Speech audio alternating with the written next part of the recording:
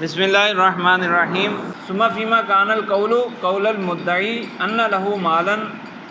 کہہ رہے ہیں کہ جس معاملے میں ہم نے پیچھے ذکر کیا کہ مدعی جب یہ ثابت کر دے کہ اس کے پاس مال ہے، یعنی جہاں اس کی بات معتبر ہوتی ہے، وہ بتایا تھا کہ ہر وہ دین جو کسی مال کے بدلے میں لازم ہوا ہو تو مدعی کی بات معتبر ہوگی۔ مدعی کا صرف یہ کہنا کہ اس کو یہ مال اس کے ذمے جو دین لازم ہوا ہے یہ فلاں مال کے بدلے میں لازم ہوا، تو یہی دلیل کافی ہے اس قرض دار کے موثر ہونے کی، مالدار ہونے کی۔ او ثبت ذالک بالبینۃ فیما کان القول قول من علیہ، یا وہ معاملات جہاں بات تو مدعا علیہ کی معتبر ہوتی ہے، یعنی جب وہ کہہ رہا ہے کہ میں فقیر ہوں تو اس کی بات مان لی جائے گی، لیکن اگر مدعی کوئی دلیل پیش کر دے، کوئی گواہ پیش کر دے کہ یہ مالدار ہے، اس کے پاس مال ہے، یہ فقیر نہیں ہے، اس کے پاس مال ہے، یہ قرض ادا کر سکتا ہے، تو پھر کہہ رہے ہیں کہ یحبسہ شہرین، اب اس کو قید کرنا ثابت ہو گیا، قید کیا جا سکتا ہے۔ کتنا قید کرے؟ 2 مہینے او ثلاثتاً، یا 3 مہینے قید کرے۔ ثم یسأل عنہ، 2-3 مہینے قید کرنے کے بعد اس کے بارے میں معلومات حاصل کرے، اس کے علاقے سے جہاں وہ رہتا ہے وہاں کے لوگوں سے پوچھے اس کے بارے میں۔ فالحبس لظہور ظلمہ فی الحال، اب کوئی کہے کہ بھائی یہ سوال تو اسی وقت بھی ہو سکتا ہے، 2-3 مہینے قید کیوں کر رہے ہیں؟ معلومات حاصل کرنی ہے نا، تو اس کو فی الحال قید کر دو اور فوراً کسی بندے کو بھیجو، اس کی معلومات حاصل کرو، اس کے علاقے سے معلومات لو کہ یہ کیسا ہے۔ تو کہہ رہے ہیں کہ ابھی جو قید کیا جا رہا ہے 2 مہینے کے لیے، 3 مہینے کے لیے، جتنا بھی، وہ قید اس کے ظلم کی سزا ہے، اس کے ظلم کی سزا ہے، یعنی یہ قرض دے سکتا تھا، دین کو ادا کر سکتا تھا، پھر بھی ادا نہیں کیا، ٹال مٹول سے کام لیا، تو اس ظلم کی سزا ہے۔ لظہور ظلمہ فی الحال، ابھی ظلم اس کا ظاہر ہو گیا، بینہ سے ثابت ہو گیا کہ یہ مالدار ہے پھر بھی قرض ادا نہیں کر رہا، یا کسی خارجی دلیل سے ثابت ہو گیا، جہاں مدعی کی بات معتبر ہے اس سے ثابت ہو گیا، تو ظلم ثابت ہوا، ظلم کی وجہ سے قید کیا جائے گا۔ جب ظلم کی وجہ سے قید کرنا ہے تو پھر اتنی لمبی مدت کیوں؟ اس کا جواب وَإِنَّمَا يَحْبِسُهُ مُدَّةً لِيُظْهِرَ مَالَهُ لَوْ كَانَ يُخْفِيهِ، کہہ رہے ہیں اگر 2-3 دن کے لیے قید کریں گے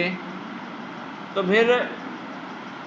یہ جو انکار کر رہا تھا، کہہ رہا تھا کہ میرے پاس کوئی مال نہیں ہے، اس کے کہنے سے تو ثابت نہیں ہوا نا، وہ تو دوسرے ذرائع سے ثابت ہوا ہے کہ اس کے پاس مال ہے،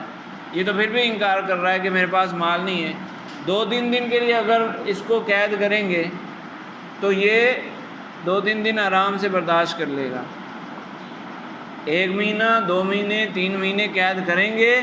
تو یہ اکتا جائے گا، اور جو مال چھپایا ہوا تھا اس کو ظاہر کرے گا، وہ کہے گا لے لو بھائی مال اور میری جان چھوڑو، مجھے یہاں سے نکالو، قید سے، اس مشقت سے مجھے نکالو، مال میں دیتا ہوں، قرض ادا کرتا ہوں۔ تو جو چھپایا ہوگا اس کو ظاہر کرنے کے لیے مدت چاہیے، کچھ سختیاں آئیں گی، قید کی سختیاں آئیں گی، کچھ عرصے تک اس کو مشکل محسوس ہوگی، تبھی وہ چھپایا ہوا ظاہر کرے گا، 2-3 دن تو یہ ہنسی خوشی گزار لے گا۔ تو کہہ رہے ہیں وَإِنَّمَا يَحْبِسُهُ مُدَّةً، ایک لمبی مدت اس کو قید کرنا ہے، لِيُظْهِرَ مَالَهُ لَوْ كَانَ يُخْفِيهِ، تاکہ یہ اس مال کو ظاہر کر دے، اگر اس کے پاس تھا اور وہ چھپا رہا تھا تو اس کو ظاہر کر دے۔ فَلَا بُدَّ مِنْ أَن تَمْتَدَّ الْمُدَّةُ لِيُفِيدَ هَذِهِ الْفَائِدَةَ، تو مدت کا لمبا ہونا ضروری ہے تاکہ یہ فائدہ حاصل ہو، تھوڑی مدت سے یہ فائدہ حاصل نہیں ہوگا، چھپایا ہوا مال اتنی آسانی سے ظاہر نہیں ہوتا۔ فقدر بما ذکرہ، امام محمد نے اس کی مدت 2 یا 3 مہینے ذکر کی ہے۔ وَيُرْوَى غَيْرُ ذَلِكَ مِنَ التَّقْدِيرِ بِشَهْرٍ أَوْ 4 إِلَى 6 أشهر، اس کے علاوہ دیگر روایتیں بھی ہیں، بعض فقہا نے کہا 1 مہینہ کافی ہے، بعض نے کہا 4 مہینے قید کرنا چاہیے، 2 اور 3 امام محمد رحمہ اللہ کا بھی قول ہے، تو 1 مہینے سے لے کر 6 مہینے تک کے اقوال ملتے ہیں۔ والصحیح، لیکن صحیح قول کیا ہے؟ ان التقدیر مفوض الی رأی القاضی، کہ کتنی دیر قید کرنا ہے، اس کی کوئی خاص مدت نہیں ہے،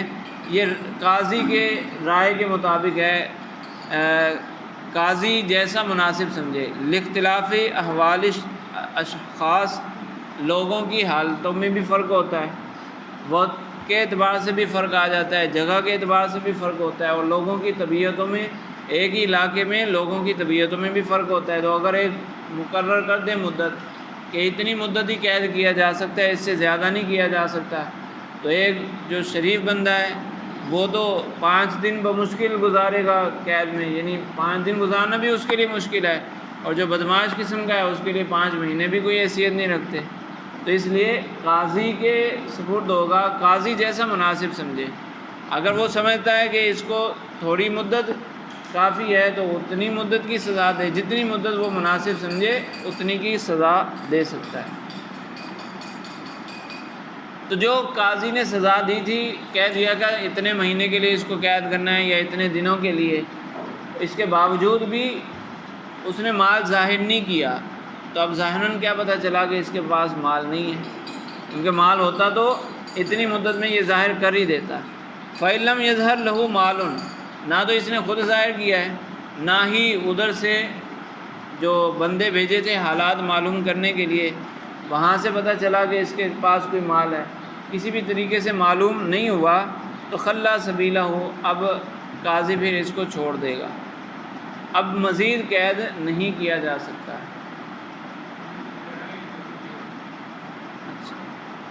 یعنی بعد مدی المدتی، اس کا راستہ چھوڑے گا کب؟ مدت گزرنے کے بعد، جو اس کے لیے سزا مقرر ہوئی تھی وہ قید والی مدت گزر گئی اور کوئی نتیجہ نہیں نکلا، تو اب اس کو آزاد کر دیا جائے گا۔ لأنہ استحق النظرۃ الی المیسرۃ، کیونکہ اب یہ اس بات کا مستحق ہو گیا، یہ قیدی اس بات کا مستحق ہو گیا کہ اس کے ساتھ رعایت کی جائے، اس کے ساتھ نرمی برتی جائے، کب تک؟ جب تک اس کو وسعت حاصل نہیں ہوتی، الی المیسرہ، آسانی حاصل ہونے تک اس کے ساتھ نرمی برتی جائے۔ اس کے پاس جب مال نہیں ہے تو اس کو کھلا چھوڑا جائے تاکہ یہ مال کمائے، اور قید رکھیں گے تو کیا ہوگا؟ آج بھی یہ مفلس ہے تو 10 مہینے بعد بھی یہ مفلس ہی ہوگا، اس کو آزاد کیا جائے تاکہ یہ کوشش کرے، محنت کرے اور مال کو حاصل کرے۔ فَيَكُونُ حَبْسُهُ بَعْدَ ذَلِكَ ظُلْمًا، تو اس کے بعد بھی اگر قاضی قید کرتا ہے تو یہ پھر اس بندے کے ساتھ ظلم ہے کہ جب مال ہی نہیں ہے، ثابت ہو چکا، اب ثابت ہو گیا کہ مال نہیں ہے، تو مزید قید کرنا بلا وجہ ہوا کہ قید کا کوئی فائدہ ہی نہیں ہے، تو اس لیے یہ اس بندے کے ساتھ ظلم ہے، تو اس سے بچا جائے گا۔ وَلَوْ قَامَتِ الْبَيِّنَةُ عَلَىٰ إِفْلَاسِهِ قَبْلَ الْمُدَّةِ، اب اگر اس کو قید کیا ہوا تھا، قاضی نے مثال کے طور پر سزا دی 1 مہینے کی کہ اس کو 1 مہینے تک قید میں ڈال دو، 10 دن گزرے، اس کا کوئی عزیز گواہی لے آیا کہ یہ بندہ تو مفلس ہے، اس کو قید میں کیوں ڈالا ہے آپ نے، اس کے پاس تو مال ہے ہی نہیں، تو یہ کہاں سے ادا کرے، تو اس کو قید میں نہیں ڈالنا چاہیے۔ گواہ پیش کر دے، افلاس کے گواہ، تو کیا اس گواہی کو مانا جائے گا؟ تو اس میں 2 روایتیں، تقبل فی روایت، ایک روایت یہ ہے کہ اس کو قبول کیا جائے گا، وفی روایت لا تقبل، ایک روایت یہ ہے کہ اس کو قبول نہیں کیا جائے گا۔ وعلی ثانیتی عامۃ المشائخ،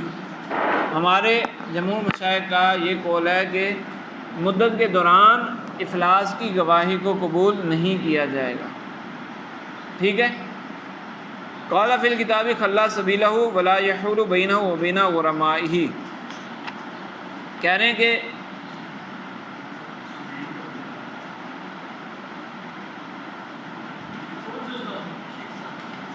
جی جائیں، فرماتے ہیں کہ مصنف نے جو یہ کہا نا خلا سبیلہ، اس کا راستہ چھوڑ دے، تو راستہ چھوڑنے سے مراد کیا ہے؟ راستہ چھوڑ دے، ولا یحول بینہ و بین غرمائہ، اس کے اور اس کے قرض خواہوں کے درمیان رکاوٹ نہیں بنے گا۔ وہذا کلام فی الملازمات، کہہ رہے ہیں کہ اس کا مطلب یہ ہے کہ یہ لازم نہیں ہے، ملازمہ کے بارے میں یہ بات ہے کہ اس کے پیچھے نہیں پڑے گا، اب خلا سبیلہ اس کو آزاد چھوڑ دے، اس کا مطلب ہے اس کے پیچھے نہیں پڑے گا۔ اس کا یہ مطلب نہیں کہ اس کو بالکل کھلا چھوڑ دیا کہ اس سے پوچھ گچھ ہی نہیں ہو سکتی یا اس پر نظر ہی نہیں رکھی جا سکتی، ایسا نہیں ہے، اس پر نظر رکھی جائے گی۔ آزاد چھوڑ دیا تو اگر یہ بے پرواہ بندہ ہوا تو یہ پھر کوشش ہی نہیں کرے گا قرض کو ادا کرنے کی۔ تو کہہ رہے ہیں کہ ایسا یہ مطلب نہیں ہے کہ بالکل ہی چھوڑ دیا جائے گا، مطلب یہ کہ اس کے پیچھے پڑ جانا یہ کام نہیں ہوگا۔ وَسَنَذْكُرُ فی کتاب الحجری، اس کو کتاب الحجر میں ذکر کیا جائے گا انشاءاللہ تعالی، تفصیل اس مسئلے کی تفصیل کہ جب کسی قیدی کو چھوڑ دیا جائے تو پھر اس کے ساتھ کیسا برتاؤ کرنا ہے، تو کہہ رہے ہیں اس کو کتاب الحجر میں تفصیل سے ذکر کریں گے، یعنی اس کے کچھ معاملات نافذ نہیں ہوں گے۔ اگر یہ باہر نکل کر قرض ادا کرنے کی بجائے دیگر عیاشیوں میں پڑ جائے، عیاشی والی یعنی کوئی خرید و فروخت کرتا ہے، اس کے پاس کچھ مال آیا، ہونا تو یہ چاہیے کہ یہ قرض ادا کرے، لیکن اس نے کوئی زندگی میں سہولت والی چیز خرید لی تو اس کو منع کیا جائے گا۔ اس طرح کے کچھ معاملات وہاں ذکر ہوں گے۔ وفی الجامع الصغیر، اور جامع صغیر میں ایک مسئلہ ذکر ہے کہ رجل اقر عند القاضی بدین، ایک شخص نے قاضی کے پاس دین کا اقرار کر لیا، فإنہ یحبسہ، تو قاضی اس کو قید کرے گا، ثم یسأل عنہ، پھر اس کے بعد اس کے بارے میں تفتیش کرے گا، فإن کان موسرا ابدہ حبسہ، تو اگر یہ اس کا خوشحال ہونا ثابت ہو گیا تو اس کی قید کو جاری رکھے گا، وإن کان معسرا خلا سبیلہ، اور اگر یہ تنگ دست ہے